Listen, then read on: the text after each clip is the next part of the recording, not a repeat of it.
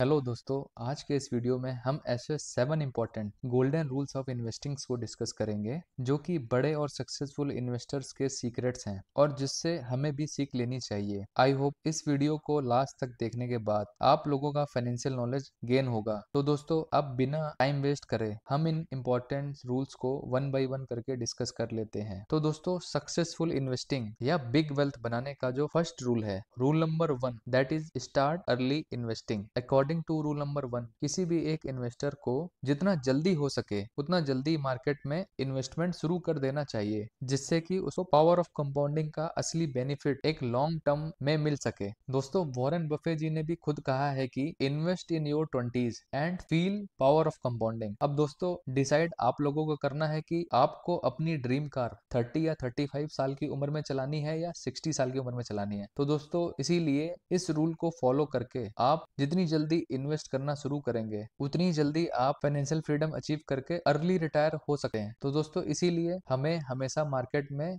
जितना जल्दी हो सके उतना जल्दी इन्वेस्टमेंट शुरू कर देना चाहिए। तो चलिए दोस्तों, चलते हैं अब अपने रूल नंबर 2 की तरफ, that is diversify your portfolio. According to rule number 2, हमें अपने इन्वेस्टमेंट को डाइवर्सिफाई करके चलना चाहिए। मतलब अपने पोर्टफोलियो में हमें अलग अलग सेक्टर्स के like financial services, consumptions, information technologies, chemicals, retail या डिफेंस और भी डिफरेंट डिफरेंट सेक्टर्स में अपनी रिस्क टेकिंग कैपेबिलिटी के अकॉर्डिंग सारे सेक्टर्स कवर करके चलने चाहिए। दोस्तों, इस रूल का बेनिफिट ये होता है कि सपोज कोई एक सेक्टर मंदी में आता है तो दोस्तों दूसरे सेक्टर्स के स्टॉक्स या कंपनीज आपके पोर्टफोलियो को बैलेंस करके आप लोगों को लॉन्ग टर्म में एक अच्छा रिजल्ट दे सकेंगे। तो दोस्तों, इसलिए हमें अपने पोर्टफोलियो को डाइवर्सिफाई करके चलना चाहिए।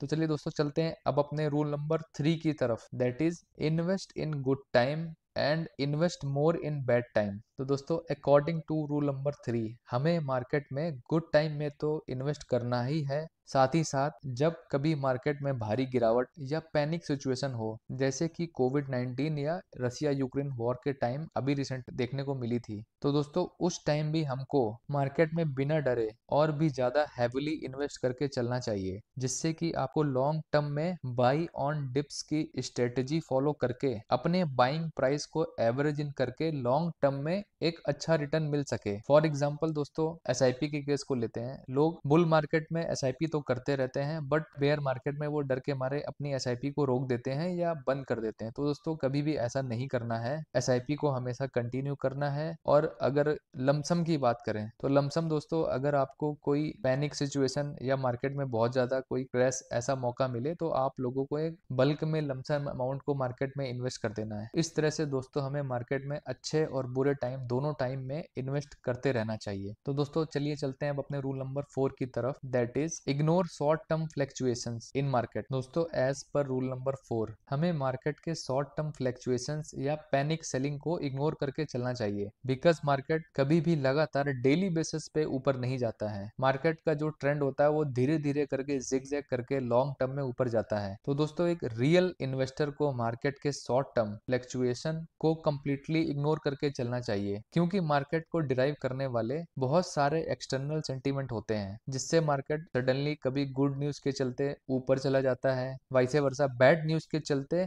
शॉर्ट टर्म के लिए क्रैश हो जाता है, जो कि एक आम बात है। मार्केट हमेशा ऐसे ही काम करते हैं। तो दोस्तों, इसलिए हमें मार्केट के शॉर्ट टर्म फ्लक्चुएशंस को कंप्लीटली इग्नोर करके चलना चाहिए। तो दोस्तों, चलिए चलते हैं अब अपने रूल नंबर 5 की तरफ, that is keep a tab on your portfolio. According to rule number 5, हमें अपनी कंपनीज के performance, future plans, expansion plan को ट्रैक करते रहना चाहिए और उसकी क्वार्टरली अर्निंग्स और उसके मैनेजमेंट प्रोजेक्शंस कॉल को अच्छे से स्टडी करना चाहिए। क्योंकि दोस्तों, हमने कंपनी के स्टॉक्स को परचेस किया है, उनसे शादी नहीं करी है। अगर किसी कंपनी में किसी भी टाइम कुछ फ्रॉड होता है या मैनेजमेंट इशू क्रिएट हो जाते हैं, तो हमें राइट टाइम में उस कंपनी से एग्जिट लेने का डिसीजन ले लेना चाहिए। इसीलिए दोस्तों, अपने स्टॉक्स या कंपनीज को बीच बीच में ट्रैक करते रहना चाहिए, जो कि आजकल एक बहुत ही इजी एक्टिविटी है। आप लोग स्क्रीनर.इन या टिकर टेप जैसे जैसे डिजिटल प्लेटफॉर्म को यूज करके इजिली अपने स्टॉक्स या कंपनीज के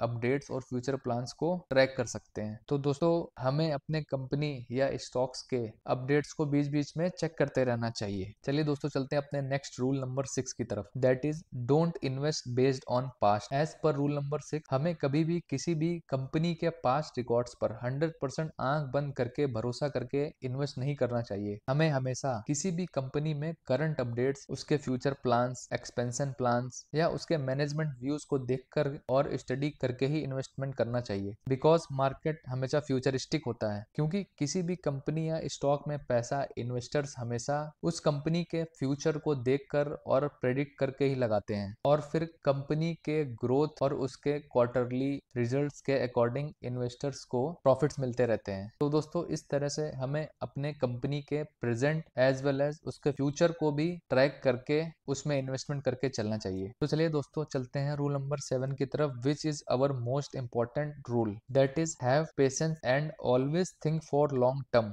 दोस्तों रूल नंबर 7 हमारा लास्ट और मोस्ट इंपॉर्टेंट रूल है, क्योंकि स्टॉक मार्केट में लोग पैसा तो लगा देते हैं बट पेशेंस ना होने की वजह से शॉर्ट टर्म में पैनिक सेलिंग या बियर मार्केट जैसी सिचुएशन क्रिएट होने पर अपनी होल्डिंग्स को बेच करके मार्केट से एग्जिट ले लेते हैं और लॉन्ग टर्म इन्वेस्टिंग ना करके पावर ऑफ कंपाउंडिंग को कभी वो समझ ही नहीं पाते हैं। दोस्तों आज इतिहास गवाह है कि जितने भी सक्सेसफुल बिग इन्वेस्टर्स क्रिएट हुए हैं उन्होंने स्टॉक मार्केट से लॉन्ग टर्म में पेशेंस को रखते हुए एक बड़ी वेल्थ बनाई है। तो इसीलिए दोस्तों शॉर्ट टर्म ना सोच करके मार्केट में हमें हमेशा लॉन्ग टर्म इन्वेस्टिंग के बारे में ही सोचना चाहिए, तभी हम पावर ऑफ कंपाउंडिंग का बेनिफिट उठा करके अपनी छोटी वेल्थ को एक बड़ी वेल्थ में कन्वर्ट कर सकते हैं। तो दोस्तों ये थे हमारे 7 golden rules of investing. I hope video की इन्फॉर्मेशन आप लोगों के लिए काफी इन्फॉर्मेटिव रही होगी और आप लोगों का फाइनेंशियल नॉलेज गेन हुआ होगा। तो दोस्तों इस तरह के इन्फॉर्मेटिव वीडियोस पाने के लिए आप लोग इस चैनल को प्लीज लाइक एंड सब्सक्राइब कर दीजिएगा। चलिए दोस्तों मिलते हैं अपने नेक्स्ट वीडियो में, तब तक के लिए बाय बाय।